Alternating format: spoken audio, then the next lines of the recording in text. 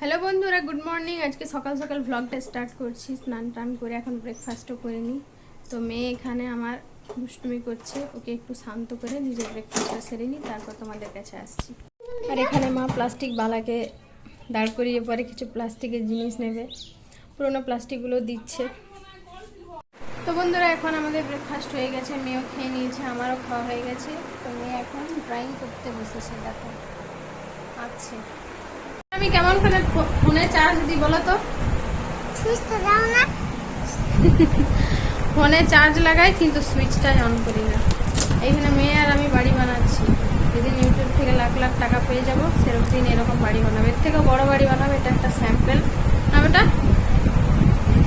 সব এখানে মানে ইঞ্জিনিয়ারিং প্ল্যানিং চলছে এখন, কোথায় কী হবে না হবে সব ফিক্স করে রাখছি, তো টাকাটা পাওয়ার আশায়। তো বন্ধুরা, যা গরম দিচ্ছে ভাবছি আর শাড়ি পরে থাকতে পারবো না, শাড়িটা চেঞ্জ করে নিই। হলুদ শাড়ি খুলে হলুদ নাইটি করে নিলাম। আর যা বিশাল গরম দিচ্ছে, আর এই গরমের মধ্যে রান্না, বউরাই বুঝে যে আগুনের কাছে কত কষ্ট হয়।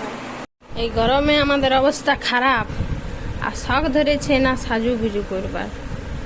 বাবারে বাবারে, পারো গো তুমি। আম নিয়ে হাতে পোজ দিয়ে ছবি তোলা হবে। তুমি ভাই কিন্তু খুব নড়াচড়া করছো, তোমার লিপস্টিক ঠিক হবে কিনা। চলো বাইরে, চলো চলো, ফটোশ্যুট হবে। Mango with Ayantika with pink lipstick. মেয়ে আমার এখন খাবার খেতে বসেছে। আকাশটা দেখতে একদম মেঘলা মেঘলা, কিন্তু আজ খুব ভাবসা গরম আছে। এখন এসছি বাগানে আমি কাপড়গুলো সব নিতে। আজ সকাল 6টার সময় ঘুম থেকে উঠে আগে আমি কাপড় কেচেছিলাম, তো শুকিয়েও গেছে। আগে কাপড়গুলো নিয়ে যাই, তারপর খাবার দেব, খাবার খাওয়া হবে। বাবা এখন শাকটা রান্না করছে। শসাটা অনেক বড়, এটা ভেঙে অর্ধেক রেখে দেবো আর সালাদ বানাবো। ঠকে গেলাম রোদে। বন্ধুরা, এখন আমরা খাবার নিয়ে বসেছি। আজকে দুপুরে মেনুতে আছে কলার তরকারি, ডাল, ভাত, শাক ভাজা, 2 রকমের শাক ভাজা আছে, প্লাস শসা। আর এটা তরকারি, একটা নাম বলবো না, এটা চাটনি আমের, এটা হচ্ছে পুদিনা পাতা চাটনি। চলো আমরা খাওয়া দাওয়া করি। তো বন্ধুরা, আমরা খাওয়া দাওয়া কমপ্লিট করে এখন বসে আছি।